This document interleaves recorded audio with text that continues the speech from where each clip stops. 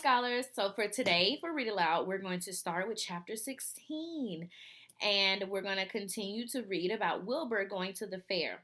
For our character perspectives today, we're going to talk about Fern's perspective and talk about Avery's perspective. Remember, right now, Wilbur is going to the fair to show off him being so radiant and being a terrific pig. And now in this chapter, Fern and Avery are going to feel two different ways, and we're going to find some text evidence to support how does Fern feel and how does Avery feel. All right, open your PDFs and go to chapter 16, and we're going to read Off to the Fair. The night before the county fair, everybody went to bed early. Fern and Avery were in bed by 8.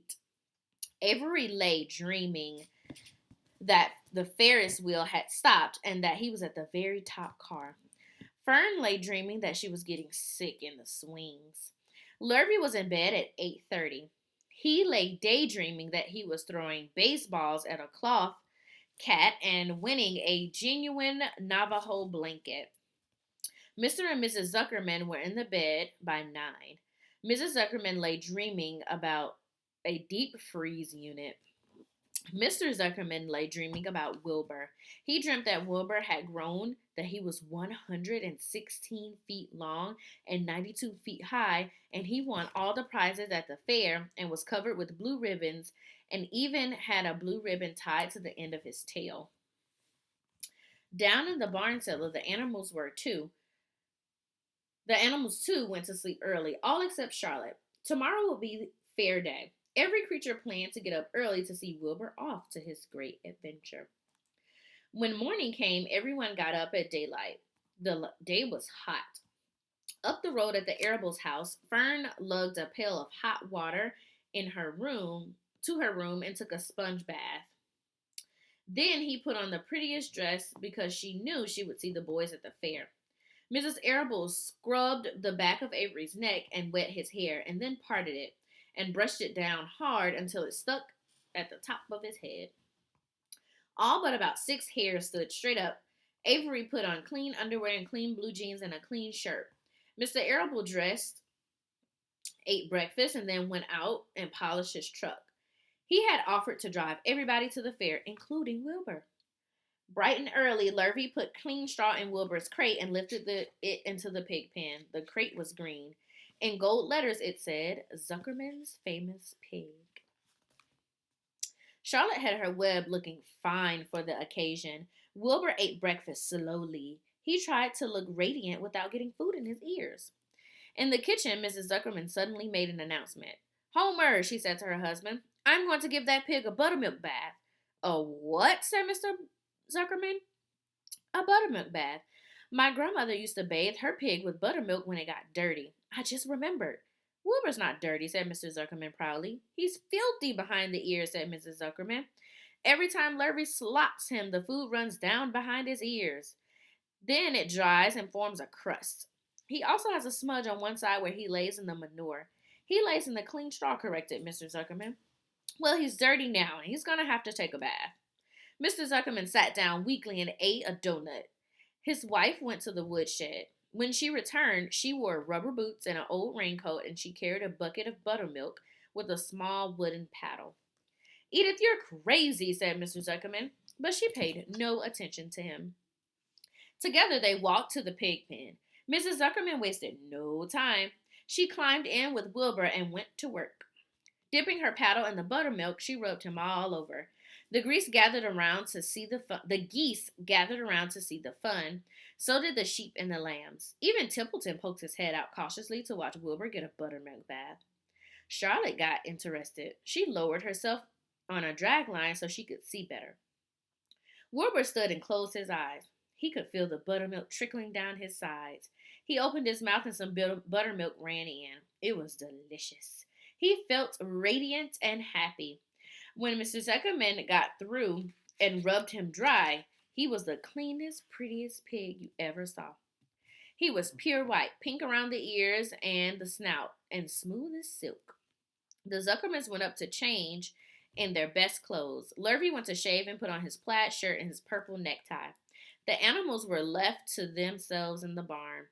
The 7 gooselings paraded around and around their mother.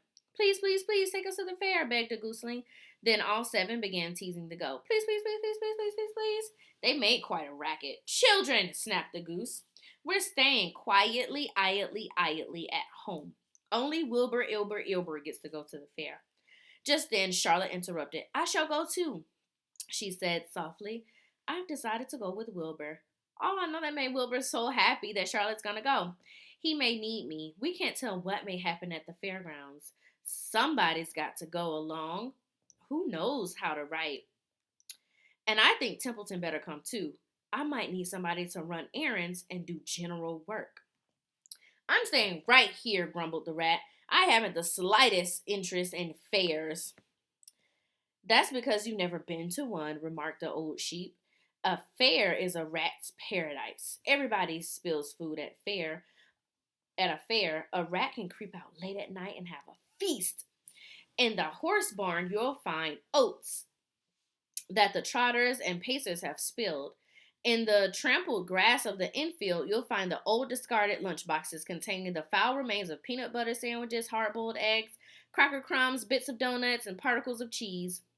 In the hard-packed dirt of the midway, after the glaring lights are out and the people have gone to bed, you will find a veritable treasure of popcorn fragments, frozen custard drippings, candy apples abandoned by children, sugar fluff crystals, salted almonds, popsicles, partially gnawed ice cream cones, and the wooden sticks of lollipops.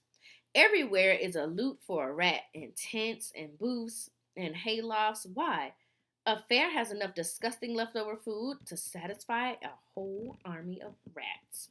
Templeton's eyes were blazing. Is this true? He asked. Is this appetizing yarn of yours true?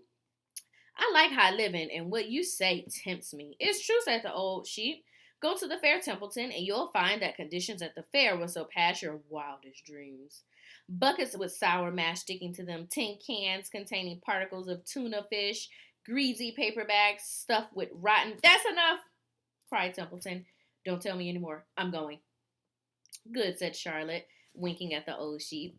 So I'm seeing that the old sheep has changed the perspective of Templeton. At first, he did not want to go, and now he wants to go because the old sheep, I'm going to find my text evidence, because the old sheep told him that everywhere is a loot for rat, in tents, booths, haylofts, and a fair is disgusting enough to, has enough disgusting leftover food to satisfy a whole army of rats. So now Templeton wants to go because he knows that there's going to be a lot of food everywhere for him to go and to eat.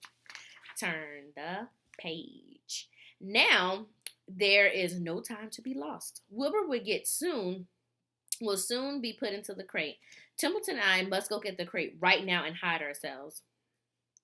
The rat didn't waste a minute. He scampered over to the crate, crawled between the slats, and pulled straw up over him, and he was hidden from sight. All right, said Charlotte. I'm next. She sailed into the air and let out a drag line and dropped gently into the ground. Then she climbed the side of the crate and hid herself in the knothole in the top board. The old sheep nodded. What a cargo, she said. That sign ought to say, Zonkermans Famous Pig and 2 stowaways. Look out, the people are coming, yumming, shouted the gander. Cheese it, cheese it, cheese it. The big truck with Mr. Arable at the wheel backed slowly down from the barnyard. Mr. Lurvy and Mr. Zuckerman walked alongside. Fern and Avery were standing in the body of the truck, hanging to the sideboards. Listen to me, whispered the old sheep to Wilbur. When they open the crate and try to put you in, struggle. Don't go without a tussle. Pigs always insist when they're being loaded. If I struggle, I will get dirty, said Wilbur. Never mind that. Do as I say. Struggle. If you were to walk in the crate without resisting, Zuckerman might think you were bewitched. He'd be scared to go to the fair. Templeton poked his head out through the straw. Struggle if you must, said he. But kindly remember that I'm hiding down here in this crate, and I don't want to be stepped on and kicked in the face or plummeted or crushed in any way or squashed or buffeted about or bruised or lacerated or scarred or biffed. Just watch what you're doing. Mr. Radiant, when they get shoving you in. Be quiet, Templeton, said the sheep. Pull in your head. They're coming. Look, Radiant Wilbur. Lay low, Charlotte. Talk it up, geese. Excuse me. The truck backed slowly into the pig pen and stopped. Mr. Arable cut the motor, got out, walked around to the rear, and lowered the tailgate. The geese cheered. Mrs. Arable got out of the truck. Fern and Avery jumped around. Mrs. Zuckerman came walking down from the house. Everybody lined up at the fence and stood for a moment, admiring Wilbur and the beautiful green crate. Nobody realized that the crate already contained a rat and a spider. That's some pig, said Mrs. Arable. He's terrific, says Lurvy. He's very radiant, said Fern, remembering the day he was born. Well, said Mr. Zuckerman, he's clean anyway. The buttermilk certainly helped. Mrs. Arable studied Wilbur carefully. He's a wonderful pig. It's hard to believe that he was the runt of the litter. You'll get some extra good ham and bacon, Homer, when it comes time to kill that pig. Wilbur heard those words, and his heart almost stopped. I think I'm going to faint, he whispered to the old sheep who was watching. I'm going to stop right there because we need to stop and think about our big idea. Fern feels worried about Wilbur. She thinks it's scary that he's fainted and she's only ready to go to the fair after she sees that he is conscious. That means after he wakes back up from him being fainted. Let's see if we find some text evidence about Fern and how she feels about Wilbur. Wilbur sank to his knees, all radiance gone, his eyes closed. Look, screamed Fern, he's fading away. Hey, watch me, yelled Avery, crawling onto all fours with the crate. I'm a pig, I'm a pig. Avery's foot touched Templeton under the straw. What a mess, thought the rat. What fantastic creature boys are. Why did I let myself in for this? The geese saw Avery in the crate and cheered. Avery, you get out of that crate this instant, commanded his mother. What do you think you are? I'm a pig, cried Avery, tossing handfuls of straw in the air. Oink, oink, oink. The truck is rolling away, Papa, said Fern. The truck, with no one at the wheel, had started to roll downhill. Uh-oh. Mr. Arable dashed to the driver's seat and pulled out the emergency brake. The truck stopped. The geese cheered. Charlotte crouched and made herself as small as possible in a knothole so Avery couldn't see her. Come out at once, cried Mrs. Arable. Avery crawled out the crate in his hands, making faces at Wilbur. Wilbur fainted away. The pig has passed out, said Mrs. Zuckerman. Throw water on him. Throw buttermilk, suggested Avery. The geese cheered. Lurvy ran over with a pail of water. Fern climbed into the pen and knelt by Wilbur's side. It's sunstroke, said Mr. Zuckerman. The heat is too much for him. Maybe he's dead, said Avery. Come out of that pig pen immediately, cried Mrs. Arable. Avery obeyed his mother and climbed into the back of the truck so he could see better. Lurvy returned with cold water and dashed it on Wilbur. Throw some on me, cried Avery. I'm hot, too. Oh, keep quiet, hollered Fern. Keep quiet. Her eyes were brimming with tears. I found 2 pieces of evidence that I can put about how Fern feels about Wilbur.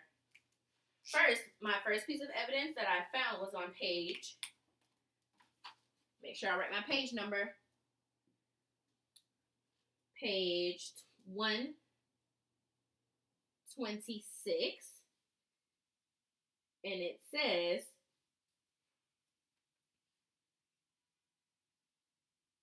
oh no, he's faded away.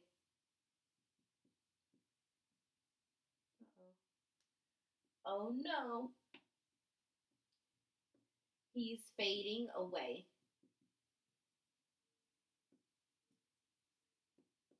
Then my quotation marks. And then my next one is on page 127.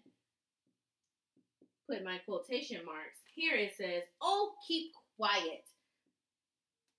And she's talking to Avery because he's not being so nice. He's teasing Fern about the pig. Oh, keep quiet, hollered Fern.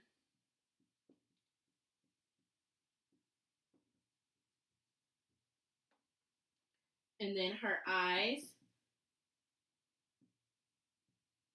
were brimming with tears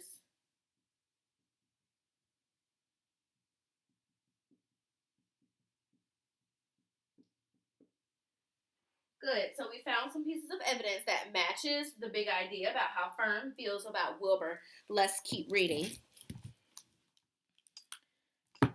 Wilbur, feeling the cold water, came too. He rose slowly to his feet while the geese cheered. "He's up," said Mr. Arable. "I guess there's nothing wrong with him. I'm hungry," said Avery. "I want a candied apple." "Wilbur's all right now," said Fern. We can start. I want to take that ride on the Ferris wheel." I know that that's a piece of evidence because now she's saying that now that Wilbur is okay, they can start going to the fair. So I'm going to add that piece of evidence as well. That is on page 128. Scholars, also remember you can always find more than one piece of evidence to support your big idea. It's not always just one piece. Ms. McKinney has found 3 pieces of evidence to support this. She said, "Wilbur's all right now."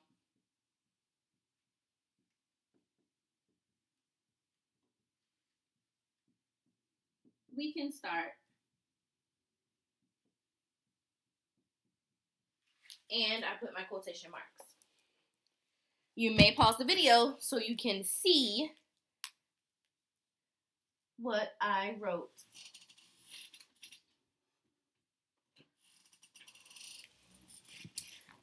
All right, let's finish up chapter 16.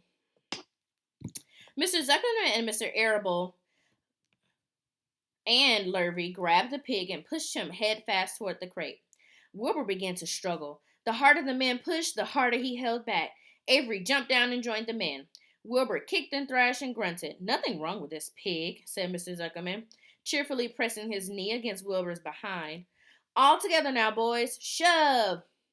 With a final heave, they jammed into the crate. The goose cheered. Lurvy nailed some boards across the end so Wilbur couldn't back out. Then, using all their strength, the men picked up the crate and heavied it aboard the truck. They did not know that under the straw was a rat, and inside the knothole was a very big gray spider. They only saw a pig. "Everybody in," called Mr. Arable. He started the motor. The ladies climbed in beside him. Mr. Zuckerman and Lurvy and Fern and Avery rode in the back, hanging onto the sideboards. The truck began to move ahead. The geese cheered. The children answered their cheer, and away went everyone to the fair. Good. So, we know that Fern felt worried about Wilbur when Wilbur passed out. But then her brother has a different perspective, Avery. He doesn't really care about Wilbur, and he thinks the whole situation is funny. There are several parts in chapter 16 that talks about how Avery is making fun of Fern and when Wilbur passes out. So that means you can find at least 2 pieces of evidence to support this big idea about Avery not caring about Wilbur when he passes out. I can't wait to see your work. Don't forget your page number and quotation marks.